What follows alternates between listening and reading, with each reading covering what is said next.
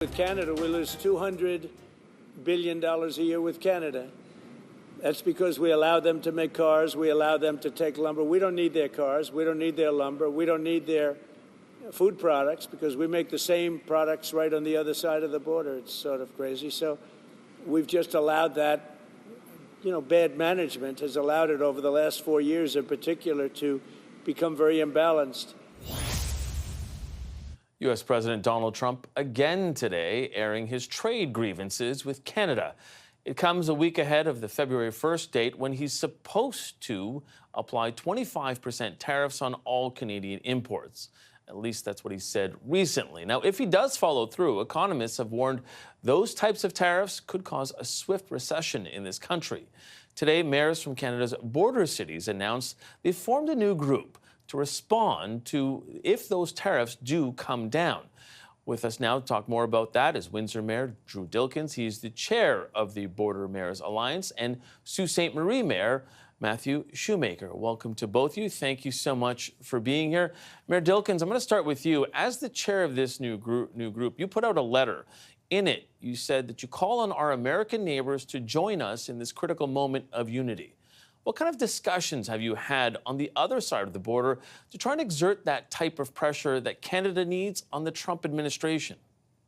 So good question. And I think it's fair to say border cities on the Canadian side and the U.S. side, we face an immense threat to our local economies and our jobs if this 25% tariff is allowed to come into play. So the Border Mayors Alliance is all about linking arms as border city mayors across this country to be able to show unity, to put Canada first, but also to be able to reach across the border to our mayors on the other side of this invisible line, to be able to bring them into the conversation and make sure that their voices are part of the chorus that is saying no tariffs, not needed, don't want to see them. It's bad for business, bad for the economy in Canada and the United States.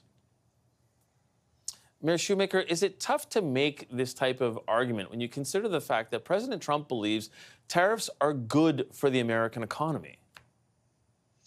Well, I think what you have to do is look at a city like Sault Ste. Marie, where on our side of the border, on the north side of the border, we are substantially larger than our American counterpart, Sault Ste. Marie, Michigan, on the other side of the border. So a lot of their economy in Sault Ste. Marie, Michigan depends on Canadians going across and doing retail shopping, Canadian tourism dollars. And so that is the type of direct impact that upsetting Canadians and not wanting them, not having them go over the border is going to have on one community across the river. And I know that there are examples like this all across the country. And so it's not just the impact that the tariffs are going to have on the Canadian consumer, but it's the impact that the retaliatory measure is going to have on the American economy. Mayor Dilkins, what kind of evidence do you have that the people, those border mayors on the other side of that, as you said, that invisible line, have the type of sway that you need within the Oval Office? Well, listen, I mean, at the end of the day, this is about everyone rowing in the same direction. And so at the federal government, we recognize that, there is change and there is evolution happening there right now, and that people are tied up in a leadership race. And we're happy that diplomats are still working their channels across the border and trying to get sensible minds to prevail here. For the premiers, Premier Ford is doing a great job trying to lead that caucus. There's not unity in that caucus, as we've heard. But I'll tell you, at the Border Mayors Alliance, we have unity. We're on the same page. We want to work together and reach across that border and make sure that we are certainly having a conversation with all of the mayors. And so it really is about everyone working together.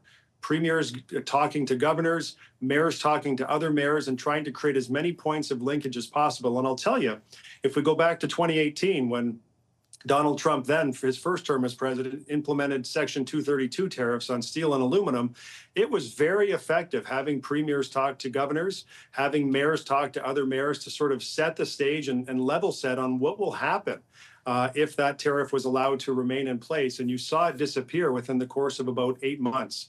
And so that was a 10% tariff on two very discrete items.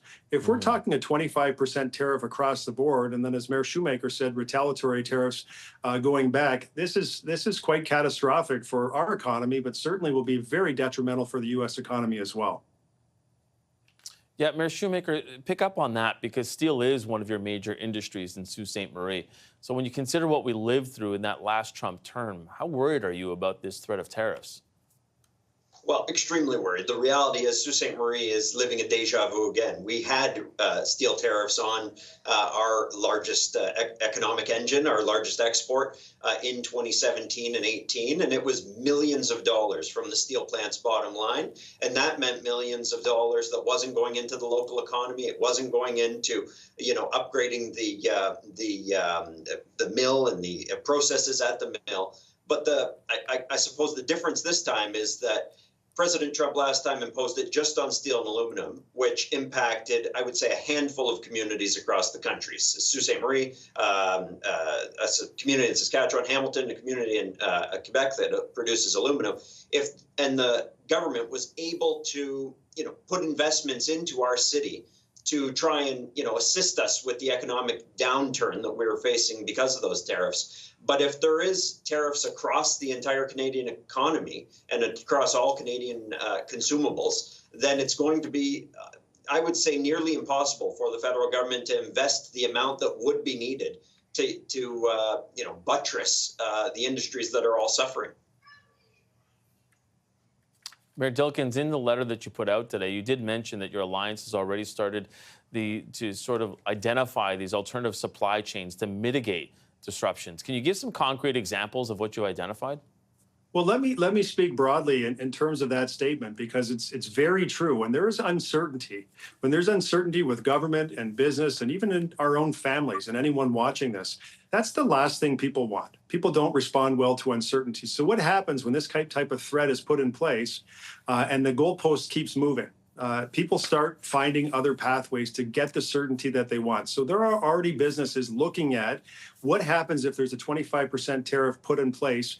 I'll use my city as an example. If that affects the auto industry, they're looking at alternate supply chains to be able to get the inputs that they need at a cheaper cost from another country than having to worry about dealing with the United States. And we're not alone. We're just one city of 20 that have joined this Border Mayors Alliance, where there are businesses looking for those alternate supply chains to mitigate the risk that would be involved with such a catastrophic tariff put in place. Okay, well, we're going to have to leave it there. I'd like to thank both Windsor Mayor Drew Dilkins, he's also the chair of the Border Mayors Alliance, and of course, the Mayor of Sault Ste. Marie, Matthew Shoemaker. Thanks so much for being on Power Play. Thank you. Thanks for having us.